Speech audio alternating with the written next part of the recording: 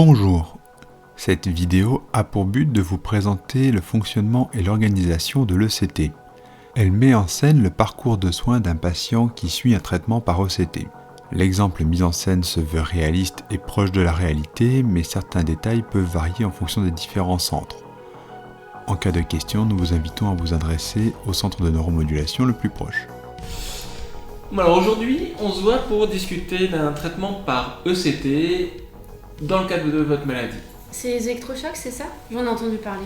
C'est ça. Le terme technique, c'est ECT ou électroconvulsivothérapie, ou on l'appelle aussi sismothérapie.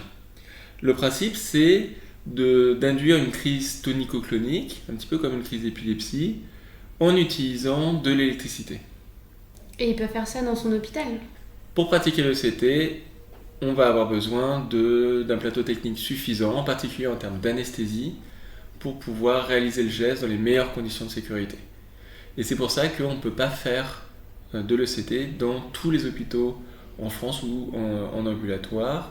Et c'est pour ça aussi que vous vous êtes rapproché d'un centre qui a l'habitude de pratiquer l'ECT. Du coup, ça va remplacer mon traitement ? Ça ne va pas forcément remplacer votre traitement, en particulier votre traitement médicamenteux, ça va essentiellement le compléter. Aujourd'hui, on se rend compte qu'il y a des symptômes qui vous posent problème et qui sont insuffisamment traités par vos médicaments. L'objectif, c'est de pouvoir apporter un souffle nouveau à ce traitement pour qu'on infléchisse cette symptomatologie intense. Mais comment ça marche? C'est quoi le principe? Alors, le principe de l'ECT, c'est d'utiliser l'électricité pour produire une crise tonico-clonique. Cette crise tonico-clonique, elle va forcer vos neurones à réagir en produisant une grande quantité de neurotransmetteurs, mais aussi des nouvelles protéines qu'ils n'auraient pas forcément produit si on n'avait pas utilisé ce traitement. C'est un petit peu différent comme effet de ce que font simplement vos médicaments, et c'est pour ça que c'est aussi efficace, y compris quand les médicaments ne fonctionnent pas. On parle d'un traitement qui atteint les 60-70% d'efficacité sur des symptomatologies qui sont résistantes au traitement habituel. Mais ça va me cramer le cerveau. Le CT ne provoque pas de lésion cérébrale. L'électricité, elle est juste suffisante pour provoquer l'activation des neurones et les faire s'entraîner. Après, c'est l'activité neuronale seule qui amène à la crise tonico-clonique. Mais il y a forcément des effets secondaires. On nous a dit qu'il fallait faire plein d'examens complémentaires. Comme tous les traitements, le CT a des effets secondaires. Dans le cadre de la sismothérapie, c'est essentiellement des risques et des effets liés à l'anesthésie. Par exemple, on peut être allergique aux produits utilisés pour l'anesthésie. On peut avoir une tolérance sur le plan cardiovasculaire qui est un petit peu limitée, en particulier quand on est âgé ou qu'on a déjà une maladie cardiaque. C'est pour ça qu'on va faire un bilan pré-thérapeutique avec tous les examens qui nous permettront de dire qu'on va faire le CT en toute sécurité chez vous, en ayant écarté toutes les contre-indications. C'est aussi pour ça qu'il est aussi important que vous alliez voir l'anesthésiste en consultation avant qu'on puisse commencer les séances. Et concrètement, comment ça va se dérouler? Concrètement, un traitement de CT, ça se déroule en plusieurs phases. Premièrement, une phase qu'on dit une phase d'induction, qui a pour objectif d'aller améliorer rapidement les symptômes qui nous posent aujourd'hui problème. Et lors de cette phase, qui va durer plusieurs semaines, vous allez avoir des séances de CT 2 ou 3 fois par semaine. Et puis, à l'issue de cette période, en fonction de comment vous avez répondu à l'ECT, on peut être amené à vous proposer de poursuivre les séances ou pas pour prévenir la récidive. Au jour le jour, on va vous demander de venir à l'hôpital le matin, complètement à jeun, à la fois à jeun de nourriture et à jeun de médicaments. Vous aurez votre petite anesthésie qui va durer environ 5 minutes, au cours desquelles on va faire le geste de CT à proprement parler. Puis vous vous réveillerez dans la salle de réveil avec les anesthésistes et les infirmiers anesthésistes, avant de revenir au service où vous resterez quelques heures afin de reprendre vos esprits et de manger un petit peu. Au cours de la journée, on vous demandera essentiellement de ne pas rester seul, d'être accompagné ou par vos proches ou par des soignants si vous êtes hospitalisé. Mais finalement, pourquoi on m'a demandé d'être ici à la consultation ? En fait, c'est très important que vous soyez venu à la consultation d'aujourd'hui pour plusieurs raisons. Premièrement, parce que vous avez été désigné personne de confiance par monsieur et qu'il s'agit d'un geste qui n'est pas anodin, qui va nécessiter la signature d'un consentement et qu'il est toujours préférable de pouvoir l'expliquer au patient et à un membre de sa famille afin que tout le monde participe à la décision. L'autre raison, c'est que autour du geste, on peut avoir des périodes de confusion ou des périodes de perte de mémoire, en particulier au moment des réveils post-anesthésiques, et que là aussi peut être extrêmement important et vraiment utile qu'un proche soit informé de tout ce qui est en cours et qui ait pu partager la décision de lancer le traitement.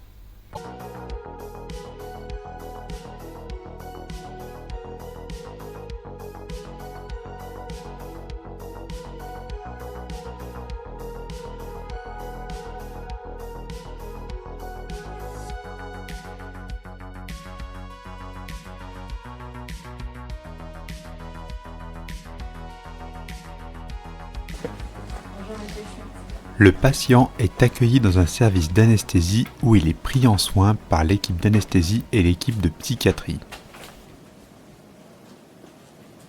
Je vais vous poser des électrodes au niveau du thorax, il y en aura 3, d'accord ? C'est pour surveiller le cœur. L'équipe d'anesthésie assure le monitorage de la fonction cardiaque et respiratoire tout au long de la séance. C'est la dernière. Et vous voyez. Vous arrivez à lever le bras ? Super.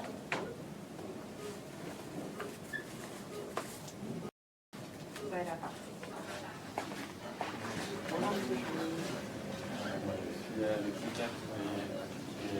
Un psychiatre neuromodulateur assure la séance.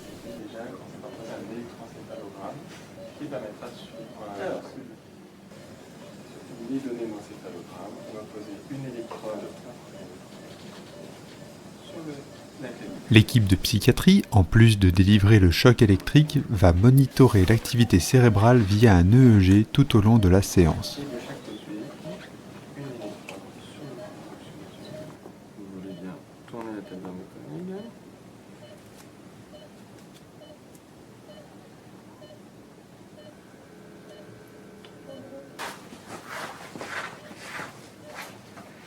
Bonjour Monsieur Schmitt, je suis anesthésiste. À chaque séance, l'anesthésiste s'assure que le patient est bien à jeun, vérifie ses éventuelles allergies et son traitement médicamenteux. Vous avez pris vos médicaments pour la dernière fois ? Hier soir. D'accord. Et quand est-ce que c'est que vous avez mangé pour la dernière fois ? Hier soir. Parfait. On va vous poser le petit masque d'oxygène sur le visage. Voilà. Respirez bien. Au début de la séance, le patient reçoit une pré-oxygénation qui constituera sa réserve d'oxygène tout au long de la séance. Elle améliorera également la qualité de la crise.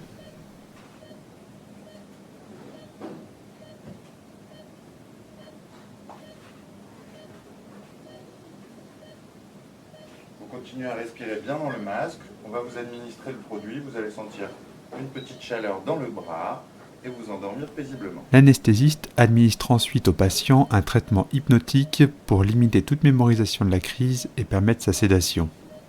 Il administre également un traitement par curare pour éviter que le patient ne se blesse au cours de la séance. On installe au patient un cale-bouche pour éviter toute morsure de langue ou blessure dentaire pendant le déroulé de la séance. On fera le plan où tu arrives direct avec les palettes.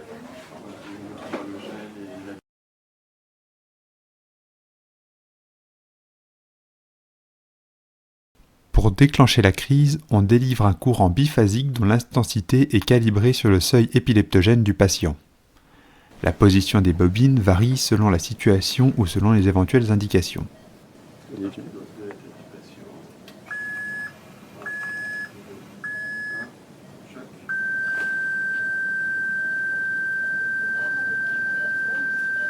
Durant la crise, l'équipe d'anesthésie surveille la fonction cardiaque et la respiration, pendant que l'équipe de psychiatrie s'assure de la crise et de bonne qualité et de bonne durée, Cela via une observation clinique et via l'observation du tracé EEG.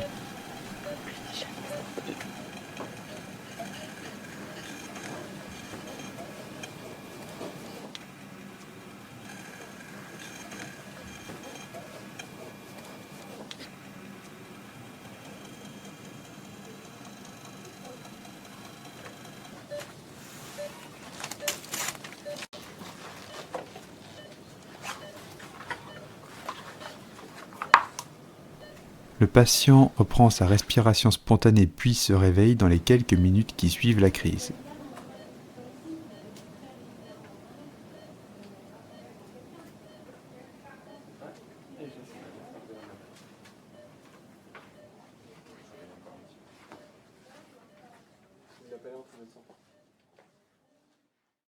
Monsieur Schmitt, c'est terminé, tout s'est bien passé, est-ce que vous êtes avec nous? Bonjour Monsieur Schmitt. Comment ça va? Comment vous vous sentez? Ça va. La séance s'est super bien passée, vous vous réveillez tranquillement. C'est déjà passé? Ouais, Quand le patient se réveille dans le service d'anesthésie, il n'a en général pas de souvenir du déroulé de la séance. Cela est normal et est dû en partie au traitement anesthésiant et en partie à la crise en elle-même.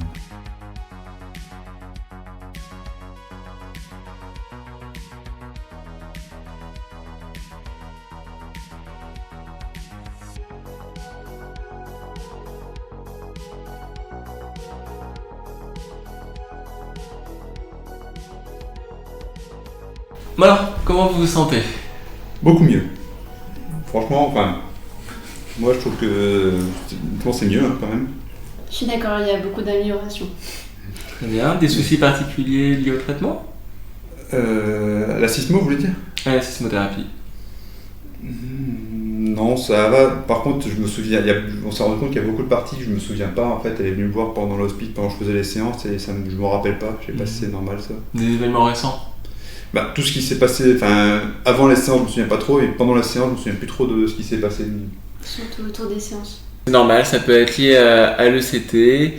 On observe de temps en temps des pertes de mémoire sur la période un petit peu avant et un petit peu après l'ECT. Normalement, elles ne vont pas durer plus de quelques semaines, quelques mois au maximum. Et dans de très très rares cas, ça peut durer plus longtemps, mais c'est extrêmement rare. D'accord, donc là j'ai plus de séance là? Pour l'instant, ce qu'on a fait, c'est qu'on est arrivé au bout de la phase d'initiation du traitement par ECT. On a infléchi les symptômes et aujourd'hui se pose la question de continuer les séances avec un deuxième objectif qui est de prévenir la récidive et de consolider l'amélioration qu'on a obtenue pendant ces premières semaines. Ce qu'on va faire probablement, c'est proposer de faire des séances régulièrement, de moins en moins souvent, pendant les quelques mois à venir. Qu'est-ce qu'il en est concernant les traitements? Le fait d'avoir fait une cure de CT ne garantit pas du tout qu'on puisse arrêter les traitements et la plupart du temps ils sont maintenus au cours d'une stratégie plus longue, plus globale concernant votre pathologie. C'est vraiment à discuter au cas par cas avec les différents médecins qui s'occupent de vous afin de pouvoir vous proposer la stratégie qui soit la meilleure vu votre situation. Merci beaucoup.